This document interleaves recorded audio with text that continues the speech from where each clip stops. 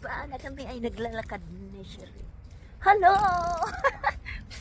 You're naughty guy. Naglalakad kami kasi yung car ay nasa garage. Nasa garage dahil nagche-check up. So, paglamig na. Oh my God. You see?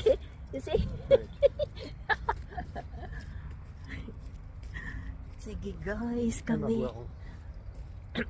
Ayan, kasama namin si Margo. Tatid nila ako sa doon sa kabila, oh. Tatawid kami sa bridge. Ayan. Tatawid kami sa bridge.